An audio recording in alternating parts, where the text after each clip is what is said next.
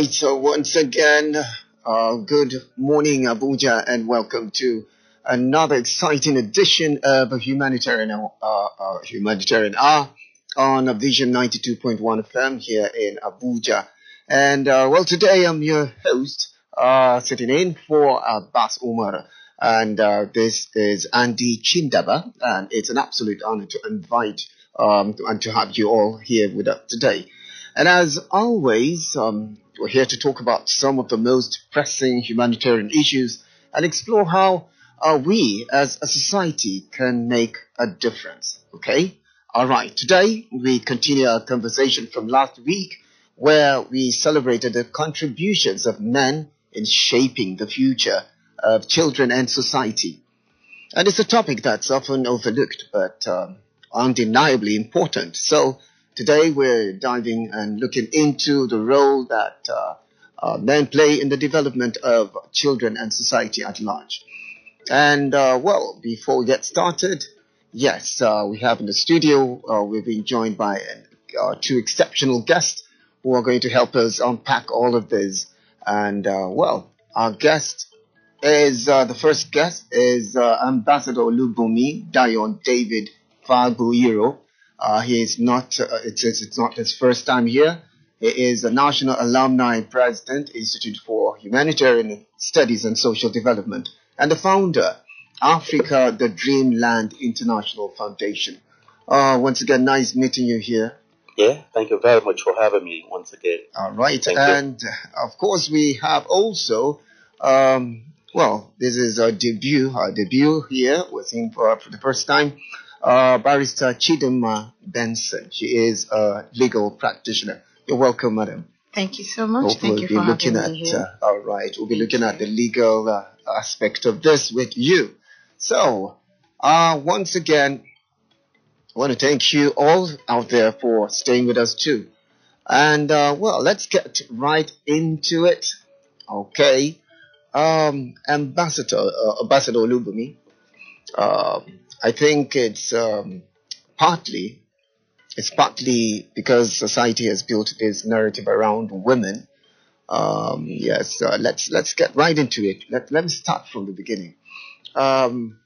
Last week we talked about a lot about how men contribute to children's development, especially in the area of vocational training. Yes. Now, today, let's zoom out a little and see why do you think men are often underappreciated by society when it comes to raising and guiding children? On the contrary, I don't think there is any society that is underappreciating men, doing what they're supposed to do. As a matter of fact, you should look at the definition of a man is having a status that is more of a head. Mm-hmm. So just like we have the president right now, yes, as the father of all the nation, that is how we have the father also as the head of the house. So I don't think any society would underappreciate what men should do. Mm-hmm. But I think probably they must have not been appreciated enough, like you said. That's what's underappreciated. Yeah, yes. But the reality remains that many father who are supposed to be head of the family don't even understand why they are there. Okay. That is why we have a lot of marriages crumbling. Many people don't even understand their roles. Mm-hmm. Many people don't even understand what they're supposed to do, their responsibilities. So these are very key in shaping, a society. And it starts from the family. So even the Bible says, if the foundation is destroyed, what can the righteous do? Okay. So we need to start talking to ourselves as men. The society has actually focused on more on the development of women. So we need to start doing something around calling back men to their responsibility in shaping the life of their own children, because and shaping the nation. So if we have good family, and we have it all over the places, and parents are doing what they're supposed to do, that will tantamount to having a good society too, and of course it will translate to having a good nation. So to cut the long story short, I think men have not been doing what they're supposed to do. Many, not all. We have wonderful men who are doing what they're supposed to do. I think I'm one of them. So, and I believe that we need to talk to ourselves more. We need to have probably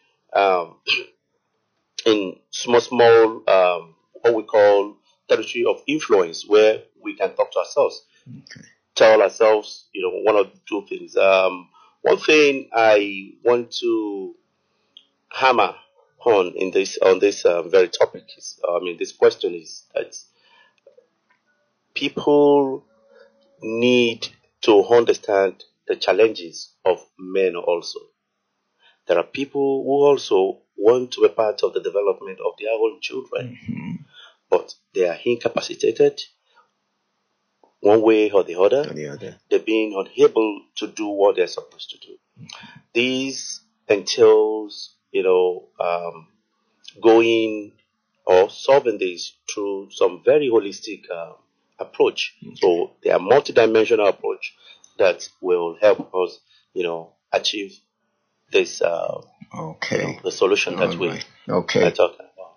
All right. Well, as you said, culture actually tends to place men in the bread-winning box. Now, while that's important, it's just not the full picture, actually. Like I said, I've read studies that say children who grow up with involved fathers tend to make better decisions and have lower chances of falling into trouble. It's like they've got this built-in moral compass. So I'm looking at that from the angle I'm going to ask you, Barrister Benson. This is a bit philosophical, but I think that's your field too. Let's get philosophical. Do you think society has created a false divide between us, masculine, and feminine roles? And does it limit men and from fully embracing their role in child development? Okay. Yes, I would say that especially our African culture has created a false divide. Okay.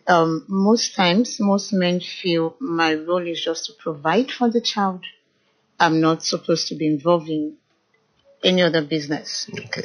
The woman is to bring up the child, keep the home. But then we found out that children that grew up without their fathers being involved. We have fathers that are present, we have men that are present, but they are not involved in their children's life. Okay. We've seen that some of those children don't grow up holistically, so to say. Okay. Children that has young persons that have fathers present but not involved. So yes, our African culture has created that false divide, and then we get to see the challenge that why the men are feeling like, well, I'm doing what I'm supposed to do. What else do you think I'm expected to do? I'm providing. Are you not seeing what I'm doing? Yes, we appreciate the fact of providing, but beyond that, raising a child, raising a young person goes beyond just providing food, because you also have to look at the emotional upbringing of that child. You also have to look at the environmental, psychological interaction. Most times, some of these virtues is not built by just eating food. Deliberate cultivation by the father figure. I'm not exempting the mother, but I'm just saying why we feel the role of fathers, just restricting the role of the fathers just to being providers, is not doing justice to bringing up the young person, because there is deliberate discipline, deliberate discussion on life issues, on general life issues. Okay. So I think we need to look beyond what the society has created and reshape it, because on the long run, we've seen that it's having negative impact on the young people, both male and female. I'm not limiting it to the male child, both male and female. It is having negative impact. Children grew up without, feeling like, okay, we are looking up to this man, he's there. In fact, most times, growing up as a child, most of the memories we remember are not necessarily the money provided. Okay. Most of the memories we remember are time spent playing, discussing, chatting. That's what sticks. Anybody can be a provider. Mm-hmm. If the father figure is not there, any other person can take up the role of being a provider. So beyond being a father figure in the family requires the father to be both present and also be involved. So that divide, we need to shift it. We need to unlearn so that we can bring up better young people. Okay. All right. Speaking of breaking boxes, Ambassador, let's talk about mentorship here. How do you think male mentorship on the children, can influence young boys and girls, especially in communities where fathers are absent? Mentorship is very key in every society or whatever endeavor you find yourself. Many people fail because the absence of mentors, and when you look at the society that we are right now, Yes. We are lagging behind, not because we don't understand what to do, Okay. but not being able to do what we needed to do at real time is also another aspect. Mentorship is key in that sense. Mentorship has a way of connecting you to experiences of somebody who has gone through that lane or through that route before. Experience, like I always tell people, is very expensive. To gather or gain experience is very, very, very expensive because there are certain experiences that I've gone through in life that cost me a lot. And if you are opportune to meet somebody like me, I wouldn't like you to go through it because it could be very, very dangerous. There are a lot of experiences that some people will go through. And for you just understanding that, oh, they are successful today, if you go through it, you might die. So it is better for somebody to be able to tell you, oh, this is how I've been able to go through my life. And when you look at some of the entrepreneurial programs abroad, you'll see that if they want to have a class, they'll come up with one particular successful, person in that particular field to come and talk to you. And basically, what do they talk about? They talk about their experience. How they've been able to go from point A to point B. And this is very key in shaping the minds of, people, even children, especially. Like I always tell people, 30% of what you tell children is what they hold in their hand out of the 100%. 70% of what they see is what they also emulate. Yeah. So just imagine you are telling them, be a good boy, be a good girl, don't go out at night, but you are going out at night. You are going out. You have some deviant behavior in you. So they are looking at you and they are also built through what they see. So it's a process. So mentorship is key. As a father, you are playing a mentor kind of role to them because you must be a role model because you model them, in your own life. Yes. So there are certain times that like I have my own experience with my father. Those years that when I look back, I will look like, oh, there are certain times that, particularly you will understand that, oh, this is not right. And this is also very right. But there are certain children that doesn't have that deep mind.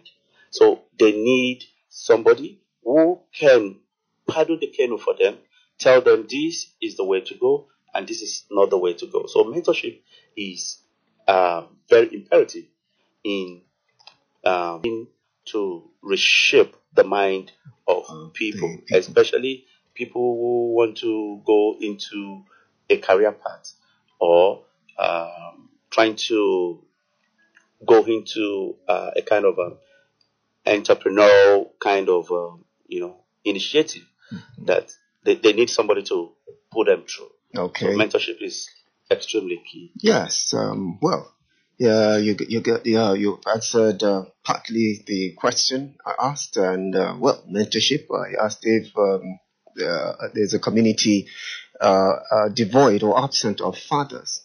What next? Definitely we have people like uncles. We have community leaders, teachers who can also take the stead of the father. It's just like a race, you pass on the baton, and Like someone picks, receives it and keeps it going. Yes. And, that is very key. Anyway, barrister, now let's shift gears a bit here.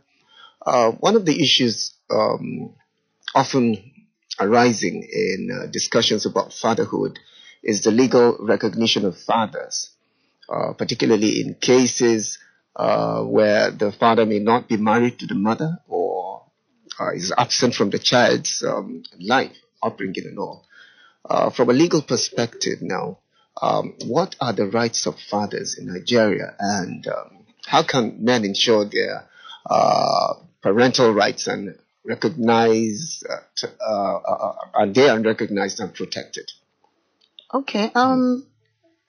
Legally, the right of fathers is biological. You're a father. You're a father. Okay. There is no even when people say someone is a bastard. I don't believe that anybody is a bastard. Definitely. Yes. So there is definitely a father. So the difference is it's usually in customary cases that you have fathers' rights being limited if they are not married to the mother of the child. Okay. Yes. Okay. If they are not married to the mother of the child, customarily they will tell you if you've not paid the bride price for some communities, if you've not paid the bride price of a woman and she gives birth, that child belongs to the woman. That's customarily in some communities. Okay. But legally, there is no law that restricts a father from having access to a child, except in cases of maybe divorce, custody, extreme cases of the father is a wrong influence. Okay. Giving the father access to the child is not for the best interest of the child. Okay. So, but those are cases that the court has to take a decision based on prevailing circumstances. But in the first look, there is no law that stops a father from having access to a child or being involved in the life of a child, except like I mentioned, in customary cases where bride price was not paid and it could be argued. But even at that, there are still exceptions, mostly for male children. There is always this belief that a male child will always go to look for the father at any point in time. Yes, so there is always that, I believe, yes. So I believe that a father that wants to be involved in the life of a child, whether you're married to the mother or not, will be involved in the life of the child. Yes, it's a matter of, I don't think, taking from a woman's perspective, that any woman sincerely will not want the father of her child not to be present in the child's life. All things being equal. I don't think any woman would sincerely want not to give access to the father access to a child's life. So, but what we see is that. Sorry. There are cases like that. And that's why I said all things being equal. That's why she said so. That was why we refrained. And that's why I said all things being equal. Yes. But then what we get to see, sorry to say, is that some fathers who are not married to the mothers of their children take it as like, I'm not indebted to you, like, because they don't feel that I didn't marry your mother, so if she wants, let her take care of you. When you grow up, you come look for me. That's that nonchalant attitude. Yes. That is and the court knows how to address that. Okay. Exactly. Yes, the court knows how to address that. So overall, there is no law that stops a father on the surface from having access, except in these cases that I've mentioned, based on court decision, then on customary practices. But even at that, a father that wants to be involved will be involved. Oh, okay. Yeah. I have something to progress on what he actually spoke about.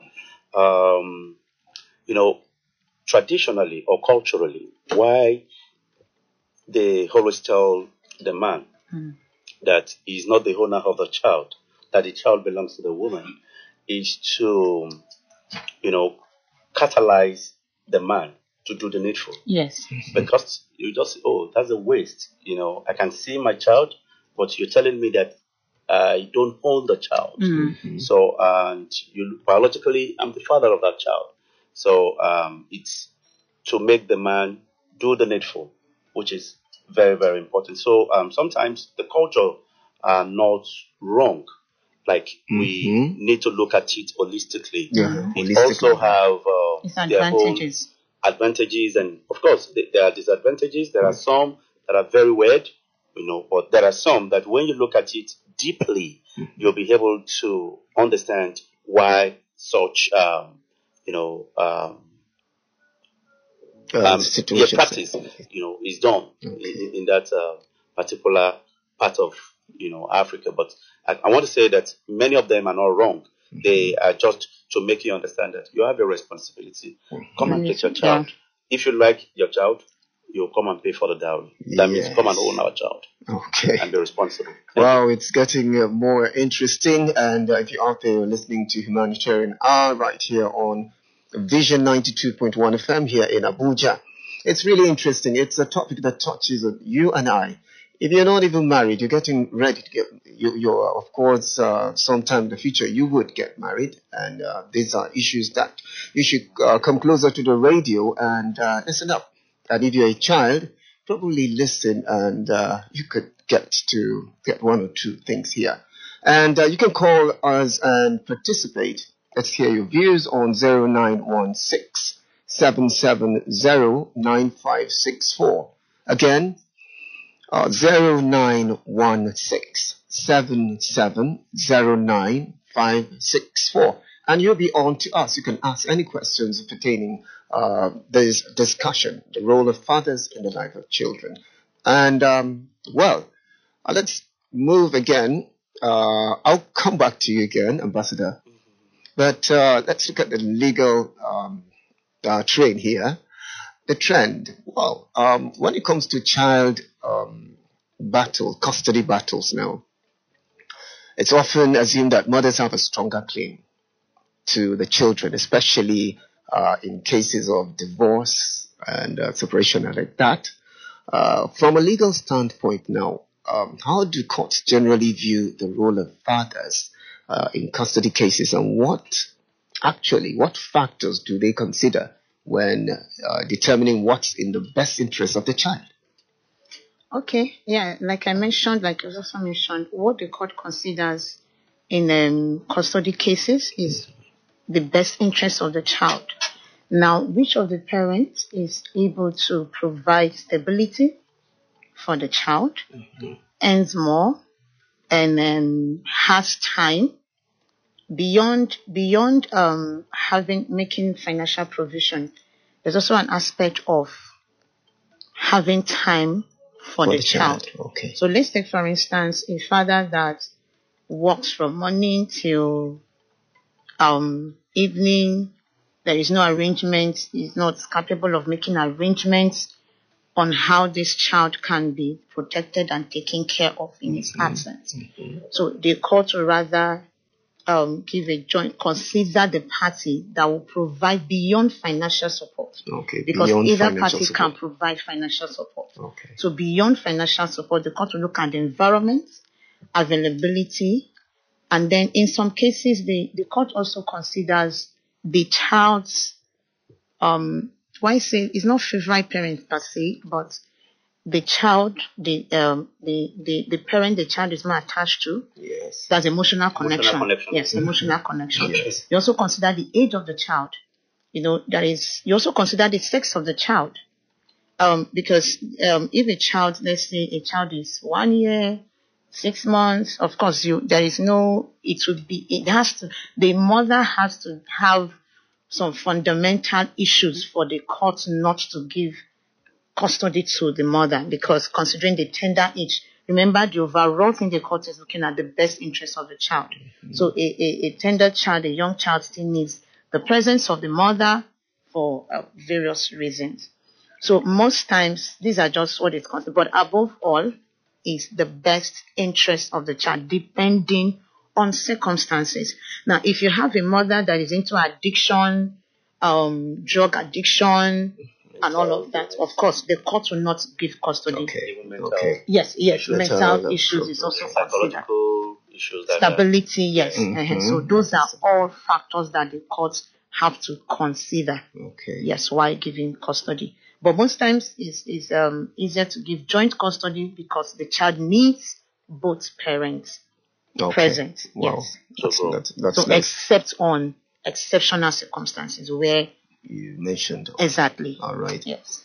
Now, Ambassador, as a father now, you may have experienced firsthand the challenges that come with being actively involved in your child's life, especially in legal or, custody matters. Probably a friend, or you see them around, community or humanitarian.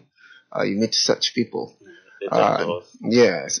I'm also a life coach, so I have a lot of people who talk to me. You see? On a daily basis. Precisely my point. Okay. So, can you share your personal experience of being a father of such, or one of such cases, and how you've been able to go around the obstacles, or whether legal or social or societal, in making sure that you have a meaningful role in your child's upbringing? Okay, I would like to start this way, just like she said earlier, that if you want to be responsible as a father, there is nothing that stops you from being responsible, regardless of the situation, regardless of the circumstances, surrounding, the relationship with you should not affect, with you and the wife or your woman should not affect the child or the children. Okay. Basically, for me, I believe that what is expected of a good man. We have good man and we have good men. Like I always say, there's big difference between being human and human being. So there are people who are just human beings. All they can do,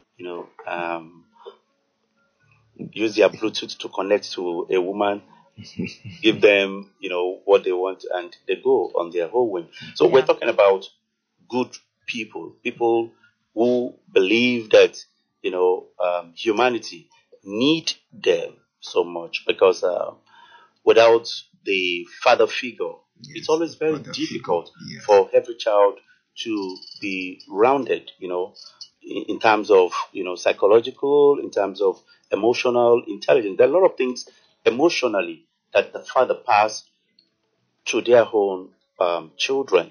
So for me, I believe I have had a very wonderful share of this cake that you are talking about right now. I have my children, and at least I have one that is in the university. Okay. We connect a lot. That's a big, I don't think, big child. Yeah, I don't think there is no time, that we don't talk. As I'm talking now, if I open my phone, I'll see a message. So you need to make them your friend. Of course, there are certain areas where you need to make them understand that, yeah, I'm your father, yet I want to be your friend. Because if you have not stretched that hand of fellowship to them, somebody else will do it. So you need to have a listening ear, good listening ear, so that they can be able to pour their mind to you. So for me, I sincerely believe that a lot of things are going on, because there are times that women don't even want those children. There's what we call parental alienation, where a woman wants to malign the father or to repute the father before the child. Yes. So parental alienation happens in most cases where probably the father has not been able to connect, emotionally to the mother. So there is a lacuna that needed to be bridged. But instead of the mother to talk, positively about the father. Yes. So, and children tends to, when you see a open, that wreckage in family, you'll see that the mother tends to hold the children faster because some of them have a mission, not because they want to do it sincerely. They want to make their father, irrelevant to the children. Even there are times that the father will do certain things to augment some of the bills in the house that through the mother, that the mother will not tell the children that, oh, this is coming from your father. So in the mind of that child, he or she is believing that, oh, my father is not doing anything. Meanwhile, the father has been the one taking care of virtually everything in the house. So it is very important, as we're talking to men, we need to also talk to the women to understand that we are not raising these children for ourselves. We are raising them for the society. And if we make the mistake because you have a problem with the father and you are raising a monster. One dead child. Yeah, let me use that word. A monster, definitely you will also reap it. Yeah. You will get that repercussion in due time. So now, for me, I just don't want to talk to the father alone. I am using this opportunity to also talk to the mother. This aspect of parental alienation that I spoke about must be checked. You don't have anything to gain. This is not the game of strength. Oh, your father doesn't have anything. I am the one doing things here. Let the children also have the love that the father is sharing, towards them, and how he has been providing for the family is very important. So we can't take that away. Having said that, it's also very important for men to also understand their role. Like I started earlier, that many people don't even understand their whole responsibility as a father. So it is now very important to let us understand what are the key responsibilities of a father in the house. It is even like somebody was making a joke. If because you can't have an all-round, father like that. If you want your father to be rich, definitely he might not have much time for you. If you want your father to be with you, definitely he might not have much money to give to you. But emotional, relationship that you've shared together is also very imperative. So you will choose one. So it's either you're an average father that cannot provide for virtually everything. Like I always tell my children, I want to be a good man. I want to be a good father as well. And at the same time, I want to see how I can provide everything that you need. I might not be able to provide everything that you want. Probably not be able, but you get that? You get the point. I will provide everything that you need. Can. Yeah, but I might not I might not be able to provide for everything. That you want, because your wants are unlimited. Yes, your wants are unlimited. Yeah, all right. Limitless want are there, so we need to understand this. So all right. Even in the part of the children, which yes, I want to add something to the later part of what you said. Yes. I don't think I totally agree that which can aspect provide of it? both. Okay. For the child. I said according to somebody who said, if you are a rich man, you might not have all the time. Yes, you said that. Are you getting what I said? I didn't say this is my philosophy. No, I know. I'm just saying that. But in the real sense, with what we have right now, it will be very difficult to give everything. You can only, try as much as possible to to augment that. Yes. Okay, yes. So what I want to add is when we talk about a father, yes, we understand that most fathers are busy. We don't expect that most fathers will be as present as the mothers. Right, okay. But let's also not forget that the children are sensitive. Even if it's once 10 minutes in a week that is dedicated as a father. Yeah. I'm just using that as an example. Okay. And your children get used to the system that this is an intentional act on my father's part to be involved in my life. That's every child is sensitive. Yeah. Every child picks that. It might not seem so. Yes, but every child is sensitive. So as busy as you may be as a father, what I'm saying this is, let's not encourage the culture of fathers saying, I'm busy. I want to make ends meet with you, so I can't give you my time. Not all the time, but let that commitment be there. The child will pick it. Okay. Now, let me say this. There is one thing that I always do. I'm using myself as a case studies right now. Yeah. The moment I see my child or my children's call or phone, even if I'm in a meeting, the first thing I do is to respond immediately. Okay. It shows commitment. Exactly. Commitment. Yes. Exactly. It shows. So that is one of the things I said. We need to talk to the father, talk to the mother, and of course, it's a holistic approach. And the children also, they also need to understand and to strike a balance. That there are times that they need to understand. It took me some time to understand that it will come to a time where you might not have time for your parents again. Mm-hmm. Yes, of course. Mm-hmm. And Yes. it came like a shock. So I was struggling, to basically connect back to, especially my mom. I lost my dad. So I was struggling to connect to my mom so that we can talk virtually every day. So I started a project, and not that I deliberately, slow it down, Yeah. but I know that will aid our, communication. So Okay. we got connected again, and we talk virtually every day That's about what we're talking. situations that affect her, and the same thing that I do to my mother, it's what I also do to my children that are not available physically with me. I connect with them. I want to know, when is your test? My daughter just wrote me this morning very early. Dad, I will be having a test this time. You might not be able to have discussion or send me message at this time. My phone will be off. And so this is how you build that communication. Okay. Number one, you are not there physically, but your presence is being felt. Yes. Are you getting it? You might not be there physically, but your presence is felt. Yes. Because you are also there emotionally. All right, Humanitarian Hour, right here on Vision 92.1 FM. Where are you? I've not seen your calls come in. Call 0916-770-9564. That's a number to dial. It's something that concerns you and I. Yes, it's the family, and the men are having a field day. Are you a father out there? We're having a field day here. It's like our Father's Day today.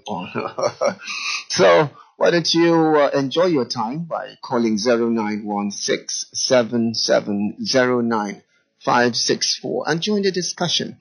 Now, like I said, many fathers, Ambassador, many fathers feel they are not given enough credit for their role in their children's welfare, especially when it comes to decisions. Yes, school fees, healthcare, and overall development. Barrister, legally, how do fathers' responsibilities differ from those of mothers in child upbringing, and what legal steps can fathers take to make sure they have equal say in their children's upbringing? Okay. Legally, there is, like I said before, there is no law that says it is a father's responsibility to pay the school fees of the child, or it's not a mother's responsibility to take care of the child. Both parents have legally now equal responsibility to take care of the child, depending on who has the means. Okay. Yes. Okay. Wow. But we come to that's a good see, clarification. yes, we come to see this line only on cultural basis, Okay. so to say. But legally, there is no law in existence that say This one should A, pay. the father must pay school fees. B, the father must be the one to provide. No, a parent. Of course, it takes two parties to be a parent. Okay. So Yes. there is no law that says it must be the father. And so what we should advocate for is both parents should participate in taking care. Good parenting. Yes, good parenting. Mhm. Both parties be involved. And it comes where the commitment is on the understanding is had early, commitment is made early. As a mother, of course, anyway, let's give credit to the mothers on this. We've seen most mothers go to any level, even in the absence of their fathers, Yes. to make sure they bring up their child. I've seen that over and over again, to make sure they give the best. That's why most times We it's also have fathers like that. no, I know, but I'm saying that in most cases, Yeah. Sorry, even we got to society- stop you here because we have a very first caller here. Hello. Hello, good morning, sir. Yeah. Good morning. How are you? I'm good, sir. All right. Our people here are listening to you. The resource person. What's your name and where are you calling from? My name is Julius. I will call you from Jabi. Okay, Julius. All right. Sir. You're just around the Yes, neighborhood. Yeah, it's a very interesting topic, Okay. and I believe all men are listening from your discussion. Especially myself, I'm so interested on it. And I want to ask one question. Okay, See, please. some women, even when they have the money, they go to school and pay school fees, and they know that their husband is at home. Are they not supposed to give the money to the husband to go and pay to show that the husband is responsible for the school fees? That's a big one. The one that asked to the children and say that what I've done is this for you, I'm the one paying your school fees. Yes. So I want you to, I'm interested on you to go. Okay, what is actually saying now is that Go to the market and buy things and say you are the one in charge of it.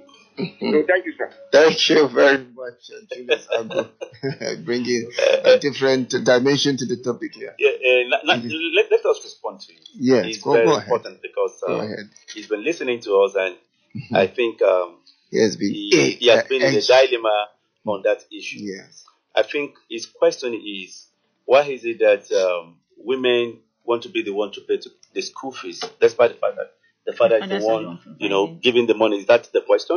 Mm-hmm. No. Where? At the money, that the money. Money. Okay. Yeah. Why can't she's the one? Why can't she give the? Why can't she give it to the husband? Okay, I spoke about what we call the parental alienation the first time. You see, when there is absence of love, there are a lot of things that will happen. Yes. And most times we are the cause of some of these challenges in our relationship. There is no way, if you don't marry somebody who is supporting your passion, if you don't marry somebody who is supporting you in every good thing that you do, because there are people who support people in bad things that they do too, like mother, like father. So what we're trying to say is, it boils down to the relationship between you and your wife first. There are women that will never do that, even if they are the one footing the bill in the house. Yes. I can say that authoritatively. Are you getting what I'm saying? So it boils down to, what is your relationship with your wife? When you have money, do you always give to her? Do you respect her? Everything that she's doing in the house, how much do you appreciate it? So all these things, happens, and you look at it in a very different, way. Now, I am not trying to make him understand. I mean, I'm not trying to say he's a bad man, but I'm just trying to say that, number one, you need to talk to your wife about this. This is not right. This is this. And as a matter of fact, since you have been giving her money, that she has been the one going to go and pay the money, how does it feel to have you one day? So definitely, that's the only day that you come to go and pay. Allow her, since when you have money, you have been giving it to her to go and pay.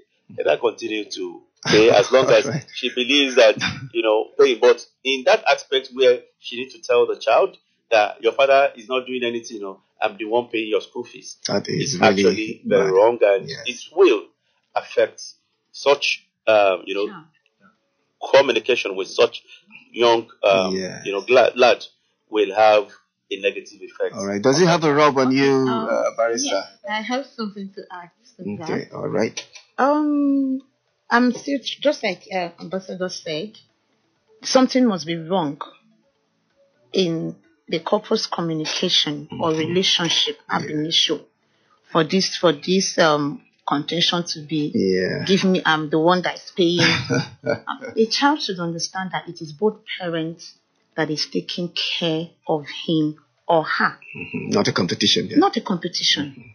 It's not a competition. So if there is that competition, it means that there are underlying issues that needs to be addressed if you want to solve the problem.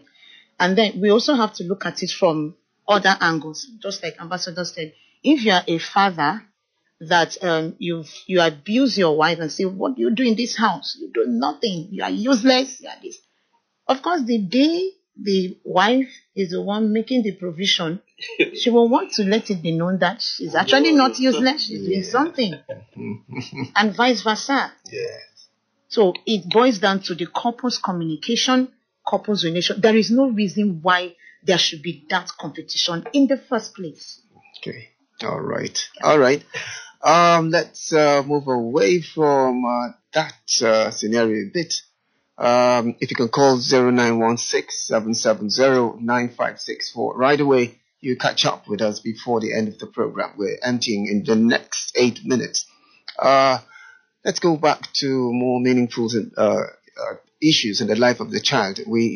Last week we talked about vocational training. Yes. Well, I see you've been a strong advocate for that, vocational training, the life of the child. How can men contribute to vocational training programs for children, and what impact does that have on them? Okay, fantastic question. And I think I will answer it this way, in two ways. Number one, as a father, or as a man in the house, or as a guardian, or whichever way you want to put it. Number one, you need to understand what is the passion of your child.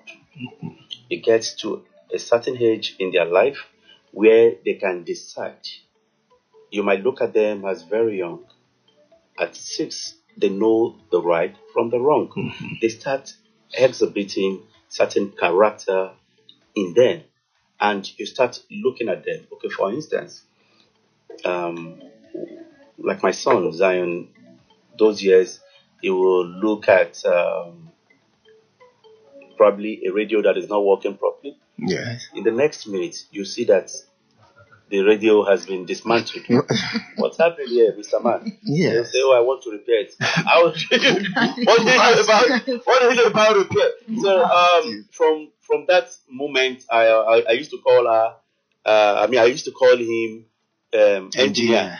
Uh-huh. So, and the sister would say, oh, doctor. Unfortunately, she didn't read medicine. Well, looking at them, from that perspective, understanding, their passion, will tell you how to model their mind towards their passion. yes. One. So, now I saw that at a point, I saw that he actually, stepped further. Yes. And I saw he's now into tech. Wow. He's so much in love with tech. You see. So I had to tell him, okay, what do you want to do? Okay, you want to do coding. Go and do it during the holiday. So this is very important. Understanding their passion, so you need deeper mind to be able to catch those children young. Yes. And understanding them at that moment and pushing them towards those things that they love will also bring, financial freedom at the end of the day to the family. Is very important. All right. Thank you very much. Thank you. It's been a great time, great discussion. And let me have Barrister Benson your parting words, please. Okay, it has been an interesting discussion. What we advocate for, or what we should advocate for, is wholesome, deliberate parenting. If you want to bring up young persons that are wholesome, and of course it gets to reflect in the society. Let's minimize competition. Okay. Let's minimize inculcation of wrong values. Let's inculcate values in the child, that the child knows the parent is a front, both father and mother is a front. Okay. And then let's also encourage the fathers to be involved. Every child is sensitive and knows when a father is involved or not involved. Okay. Yes, we appreciate what the fathers are doing in terms of providing and not, but it goes beyond that, because in the future it comes back to bite, and the father asks, "But I suffered for these children. Why?" So let's both be present and be involved. Okay. Thank you. I think I've seen a father who got stroke because of that issue. And quick one. Okay, all right. I like to advocate for wholesome parenting, like she said. I want parents to understand their responsibility, because if even parents need training right now. Yes, they do. If you don't counseling, train them, you cannot blame them. Yeah. So many people are not well brought up. Maybe one day I would like to talk about where I had to define bad child from good home and good child from bad home.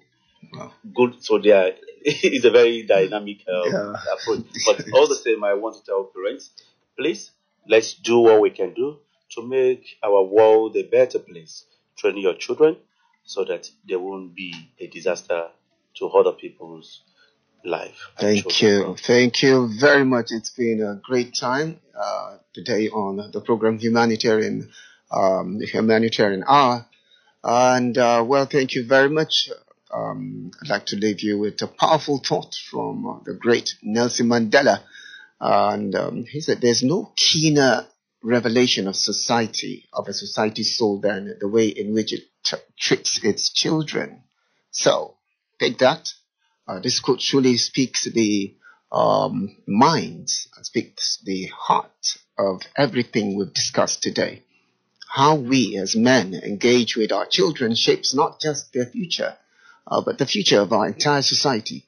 When men step up and invest in their children, of course, whether as fathers, mentors, or role models, they are investing in a better, stronger world. I'm telling you. Yeah. All right. Thank you very much. Our resource persons in the studio, Ambassador Olubumi Dayo Dable Fagboyiro, National Alumni President. He's the National Alumni President of the Institute for Humanitarian Studies and Social Development, and the founder, Africa, the Dreamland International Foundation. We'd like to get to know more about that foundation very soon. Thank you for coming. Definitely. You love what we do. All right, Barrister Chidinma Benson, thank you very much for supporting us, man. Yes, thank you're a legal practitioner, and what else? You're an activist. Yes, and humanitarian. Oh, okay, humanitarian. Yeah. It's from the Humanitarian Institute too. Wow. It's been a pleasure. Yeah, really. Hope to see you guys again on the program. Thank you. Thank you very much. Thank you for having us. A big thank you once again to the Institute. Yes, thank you, the Humanitarian Hour, for bringing on, making this show possible, the Humanitarian Hour. Remember to shape the future, and it begins with the care and involvement shown today. Okay, thank you, and join us again on the program next week, Wednesday, 11 o'clock to 12. Do have yourself a wonderful day.